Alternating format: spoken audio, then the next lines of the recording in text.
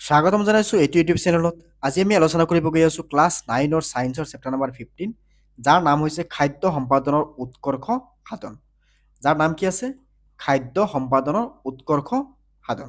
তো যিটো আছে ক্লাছ 9ৰ চেপ্টাৰ নম্বৰ 15, যিটো লাষ্ট চেপ্টাৰ হয়, খাদ্য সম্পাদনৰ উৎকৰ্ষ সাধন, যাক ইংৰাজীত কোৱা হয় ইম্প্ৰুভমেণ্ট ইন ফুড ৰিচোৰ্চেছ। তো চোৱা, ইয়াতে পোনপ্ৰথমে আমি চালে তোমালোকৰ কিতাপৰ পেজ নম্বৰ 205ত এইকেইটা কুৱেশ্যন দিয়া আছে।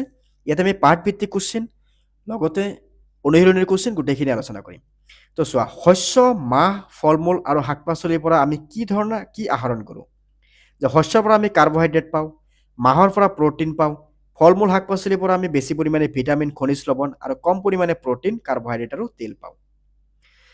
দ্বিতীয়তে কি কৈছে? শস্য উৎপাদনৰ জৈৱিক আৰু অজৈৱিক কাৰকবোৰ কেনেদৰে প্ৰভাৱ পেলায়? যে জৈৱিক কাৰকবোৰ যেনে বেমাৰ, বীজাণু, কীট পতংগ, কৃমি আদিয়ে ভেঁকুৰ আৰু বেক্টেৰিয়াজনিত ৰোগৰ সৃষ্টি কৰে। ইয়াৰ ফলত শস্য উৎপাদনৰ বাধাৰ সৃষ্টি হয়। অজৈৱিক কাৰক যেনে খৰাং, অধিক লৱণযুক্ত মাটি, বানপানী, উষ্ণতা, শীত আৰু হিম আদি পৰিৱেশৰ ওপৰত প্ৰভাৱ পেলোৱা কাৰকসমূহে শস্য উৎপাদনত বাধাৰ সৃষ্টি কৰে। 3 নম্বৰত কি কৈছে? শস্য উৎকৰ্ষ সাধনৰ কোনটো শস্য সম্বন্ধীয় আকাংক্ষিত বৈশিষ্ট্যপূৰ্ণ চৰিত্ৰ বিবেচনা কৰা হয়? যে পশুধন খাদ্যৰ বাবে প্ৰয়োজনীয় শস্যবিলাকৰ ওখ হোৱাৰ উপৰিও জোপোহা হ'ব লাগে। ধানজাতীয় শস্যৰ ক্ষেত্ৰত চাপৰ হ'ব লাগে। ইয়াৰ ফলত এইবিলাক শস্যৰ পৰিমাণ পুষ্টিৰ প্ৰয়োজন হয়। সেইদৰে শস্য সম্বন্ধীয় আকাংক্ষিত চৰিত্ৰৰ উৎকৰ্ষ সাধন কৰি পৰিৱৰ্তন ঘটাই ল'লে অধিক উৎপাদনত সহায় কৰে। মুখ্য অনুপোষকবিলাক কি আৰু এইবিলাকক কিয় মুখ্য অনুপোষক বুলি কোৱা হয়? মুখ্য অনুপোষক nitrogen, phosphorus, potassium, calcium, magnesium আৰু ছালফাৰ। উদ্ভিদৰ বৃদ্ধি আৰু বিকাশৰ বাবে এই 6বিধ অনুপোষক অতি বেছি পৰিমাণে প্ৰয়োজন হয় আৰু সেইবাবে ইহঁতক মুখ্য অনুপোষণ বুলি কোৱা হয়। উদ্ভিদে অনুপোষক দ্ৰব্যবিলাক ক'ৰ পৰা কেনেকৈ আহৰণ কৰে? যে উদ্ভিদে অনুপোষক দ্ৰব্যবিলাক বায়ু, পানী, মাটিৰ পৰা আহৰণ কৰে। মানে যিবোৰ লাগতিয়াল সেইবোৰ উদ্ভিদে বায়ু, পানী, মাটিৰ পৰা আহৰণ কৰে। বায়ুৱে কাৰ্বন আৰু অক্সিজেনৰ যোগান ধৰে, পানীয়ে হাইড্ৰজেন আৰু মাটিয়ে 13বিধ অনুপোষক যোগান ধৰে, মানে খনিজ পদাৰ্থ, পানী এইবোৰ যোগান ধৰে। মাটিৰ উৰ্বৰতা ৰক্ষা কৰাৰ জৈৱ সাৰ আৰু কৃত্ৰিম সাৰৰ প্ৰয়োগৰ ভূমিকাৰ মাজত তুলনা কৰা। যে জৈৱিক সাৰে মাটিত অনুপোষণ দ্ৰব্য আৰু জৈৱ পদাৰ্থৰ পৰিমাণ বৃদ্ধিত সহায় কৰি মাটিক সাৰুৱা বা উৰ্বৰ কৰি তোলে। জৈৱিক সাৰত থকা জৈৱ পদাৰ্থবিলাকে মাটিৰ গঠন আৰু গুণাগুণৰ উৎকৰ্ষ সাধন কৰে। ইয়াৰ দ্বাৰা বালিয়হে মাটিয়ে পানী ধৰি ৰাখিব পৰাত সহায় কৰে।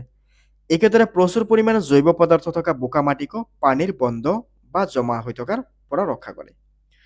ঠিক আছে, এইখিনি লিখিলে চলি যাব। তাৰপিছত 7 নম্বৰত কি আছে? তলৰ কোনবিলাক অৱস্থাৰ পৰা অধিক লাভৱান হ'ব পাৰি লিখা।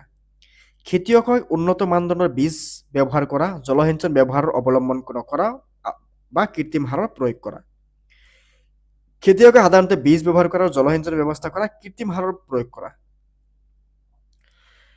খেতিয়কে উন্নত মানদণ্ডৰ বীজ ব্যৱহাৰ কৰা, জলসিঞ্চনৰ ব্যৱস্থা কৰা, কৃত্ৰিম সাৰৰ প্ৰয়োগ কৰা আৰু শস্য সুৰক্ষাৰ ব্যৱস্থা গ্ৰহণ কৰা।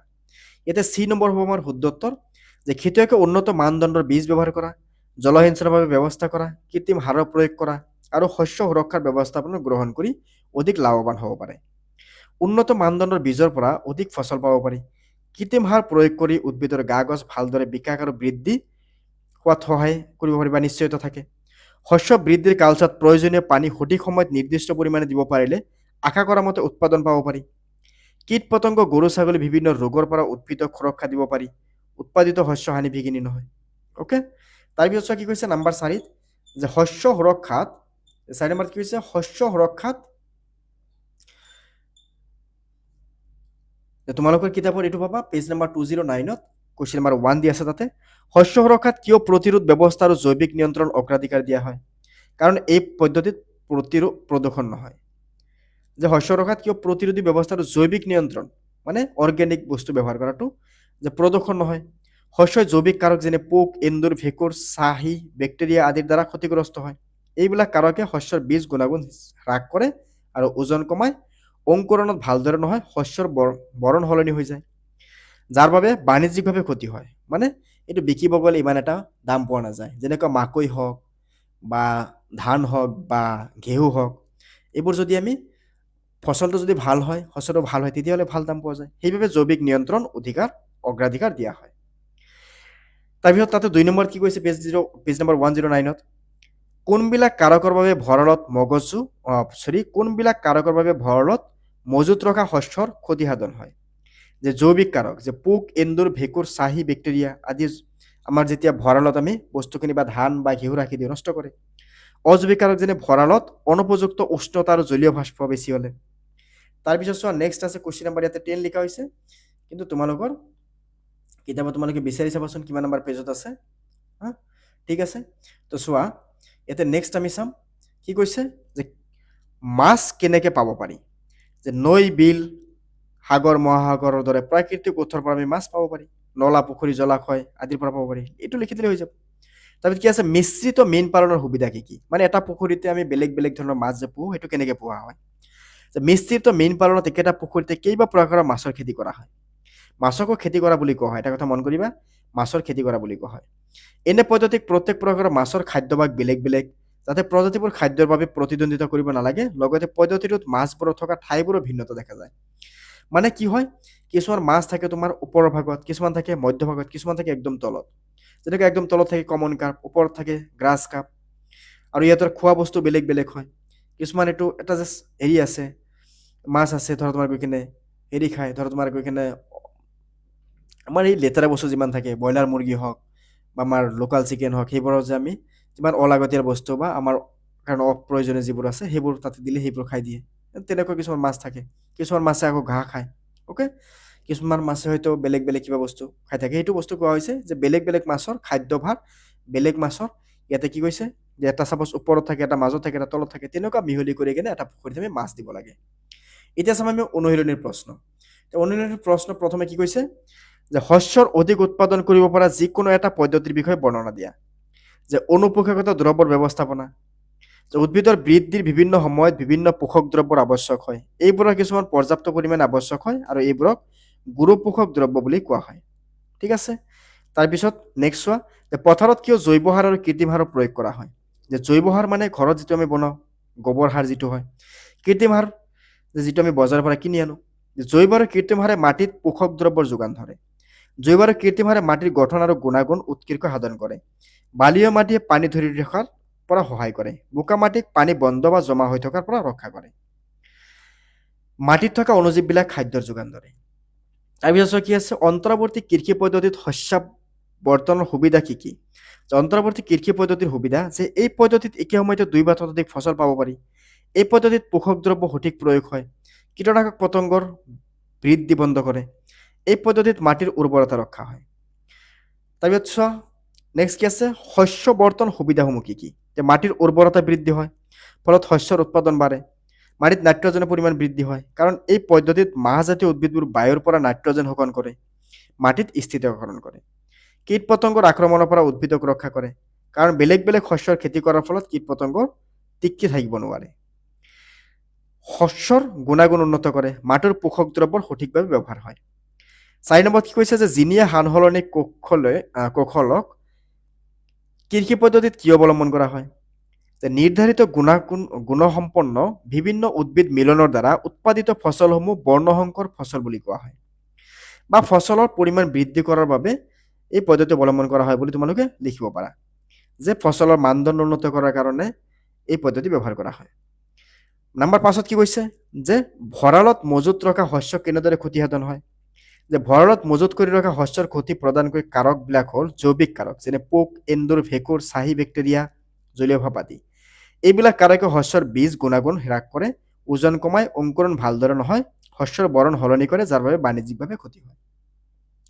নাম্বাৰ 6ত কি কৈছে যে পশুপালনৰ দ্বাৰা কৃষকসকলে কেনেকৈ লাভান্বিত হয়। যে পশুপালনৰ দ্বাৰা কেনেকৈ লাভান্বিত হয়, যে এইবোৰ আমাক মাংস, গাখীৰৰ পৰা উৎপাদিত খাদ্যৰ যোগান ধৰে। এইবোৰে গোবৰ সাৰ, ইন্ধন সাৰ হিচাপে ব্যৱহাৰ হয়। এই জন্তুবোৰক বাহন হিচাপে বোজা কঢ়িয়াবলৈ আৰু মালগাড়ীত আনিবলৈ প্ৰয়োগ কৰা হয়। উদ্ভিদৰ প্ৰটিনৰ তুলনাত জন্তুৱে উচ্চমানৰ প্ৰটিন যোগান ধৰে। জন্তুৱে ঘাঁহ আৰু কৃষিজাত পেলনীয়া দ্ৰব্য খায়। 7 নম্বৰত কি আছে গো পালনৰ দ্বাৰা কেনেকৈ লাভৱান হয়। যে গো পালনৰ ফলত গাখীৰ পোৱা যায়, গোবৰ সাৰ পোৱা যায়, গোবৰ সাৰ ইন্ধন হিচাপে ব্যৱহাৰ কৰিব পাৰি, গো মাংসৰ খাদ্য হিচাপে ব্যৱহাৰ কৰা হয়, হাল বোৱা, গাড়ী টনা আদি কামত গৰুক ব্যৱহাৰ কৰা হয়। ঠিক আছে, এতিয়া হাল বোৱা, গাড়ী টনা এইবোৰ ব্যৱহাৰ কৰা নহয় যদিও আমি বিশেষকৈ এতিয়া গাখীৰৰ ব্যৱহাৰটো আমি ক'ব পাৰোঁ। গাখীৰৰ পৰা আমাৰ বহুত প্ৰয়োজনীয় আমাৰ বস্তু বনোৱা হয়, যেনে আমুল বা ধৰক মানে তেনেকুৱা ধৰণৰ বাটাৰ হওক, বেলেগ বেলেগ ধৰণৰ বস্তু বনায়। ঠিক আছে, পনীৰ বনায়। তাৰপিছত কি আছে যে উৎপাদন বৃদ্ধি কৰিবৰ বাবে পোল্ট্ৰি পাম, মীন পাম আৰু মৌ মাখি পালনত কেনেকৈ ব্যৱস্থা কৰা হয়। বা তোমালোকৰ কুৱেশ্যনত চাবা ক্লাছ 9-ৰ মেথছৰ ক্লাছ 9-ৰ ছায়েন্সৰ চেপ্টাৰ নাম্বাৰ 15 যিটো আছে, তাত কি আছে, উৎপাদন বৃদ্ধি কৰাৰ বাবে পোল্ট্ৰি ফাৰ্ম, মীন পাম আৰু মৌ মাখি পালনত কি ব্যৱস্থা লোৱা হয়। তো এইবোৰ কি লিখিবা যে এইবোৰ উৎপাদন বৃদ্ধিৰ বাবে বৈজ্ঞানিক পদ্ধতি পালন কৰা হয় আৰু উন্নত মানৰ সঁজ ব্যৱহাৰ কৰা হয়। ঠিক আছে, তাৰপিছত কি কৈছে কুৱেশ্যন নাম্বাৰ 9ত কি আছে যে আহৰণ মীন ক্ষেত্ৰ, মেৰিকালচাৰ, একুৱাকালচাৰ আদিৰ মাজত কেনেকৈ পাৰ্থক্য বাছি উলিয়াবা। চোৱা এইবোৰ পাৰ্থক্য আমি কেনেকৈ বাছি উলিয়াম। আহৰণ কৰা মীন ক্ষেত্ৰ, মাছক আমি কি পুখুৰীত পালোঁ। মেৰিকালচাৰটো এইটো কি কৰা হয়, ঘৰত কৰা হয়। একুৱাকালচাৰটো কি কৰা হয়, এটা বাকচ বনাই তাতে মাছ পালন কৰা হয়। এইটো লিখি দিলে হৈ যাব। এতিয়া অতিৰিক্ত প্ৰশ্নত কি আছে যে তেল উৎপাদনকাৰী কিছুমান উদ্ভিদৰ নাম লিখা, যেনে সৰিয়হ, সূৰ্যমুখী ফুল, তিল, চীনাবাদাম আদি।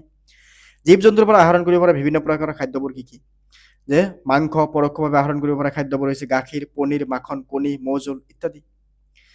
বহনক্ষম কৃষিকাৰ্য কি, বহনক্ষম কৃষিকাৰ্য কেনেকৈ নিশ্চিত কৰিব পাৰি। বহনক্ষম কৃষিকাৰ্য পৰিৱেশৰ ক্ষতিসাধন নকৰাকৈ অনিৰ্দিষ্ট কাৰণে খাদ্য উৎপাদন কৰাটো বুজায়। যেনে বহনক্ষম কৃষিকাৰ্যৰ তলত ধৰণৰ যে মাটিৰ পোষক দ্ৰব্য এনেধৰণে পূৰণ কৰিব লাগে যাতে জৈৱিক সাৰ প্ৰয়োগ কৰোঁতে পৰিৱেশ নষ্ট নহয়। দীঘলীয়া সময়ৰ বাবে চ নকৰাকৈ মাটি পেলাই থলেও এই শোষক দ্ৰব্য পূৰণ হয়। বাৰেমহলীয়া শস্যৰ গুটি সিঁচি কৃষি বৈচিত্ৰতা বৃদ্ধি কৰা আৰু শস্য প্ৰৱৰ্তন কৰা। নৱীকৰণ অযোগ্য উৎসৰ সীমিত প্ৰয়োগ কৰা। মাটিৰ গুণাগুণ নষ্ট নোহোৱা 4টা কাৰণ লিখা। অধিক পৰিমাণে আৰু অবৈজ্ঞানিকভাৱে সাৰ প্ৰয়োগ কৰা, অত্যাধিক মাটি চহ কৰা, উপযুক্ত জলসিঞ্চন ব্যৱস্থা নকৰা, অধিক পৰিমাণে কীটনাশক আৰু অপতীয়নাশক ব্যৱহাৰ কৰিলে মাটিৰ গুণাগুণ নষ্ট হয়। আমি কি কৰিলোঁ এইটো চেপ্টাৰত, এইটো ভিডিঅ'ত আমি চেপ্টাৰ নাম্বাৰ যিটো আমাৰ কি আছে 15 আছে, ক্লাছ 9-ৰ ছায়েন্সৰ চেপ্টাৰ নাম্বাৰ 15ৰ বিষয়ে আলোচনা কৰিছোঁ। এইটো আছিল লাষ্ট চেপ্টাৰ, আমি গোটেইখিনি চেপ্টাৰ আলোচনা কৰিছোঁ। তো তোমালোকে এটা এটাকৈ গোটেইখিনি চাই ল'বা আৰু লগতে তুমি এটা কাম কৰিবা, ভিডিঅ'টোত লাইক কৰিবা, চেনেলটো ছাবস্ক্ৰাইব কৰিবা, লগতে শ্বেয়াৰ কৰিব নাপাহৰিবা। ধন্যবাদ।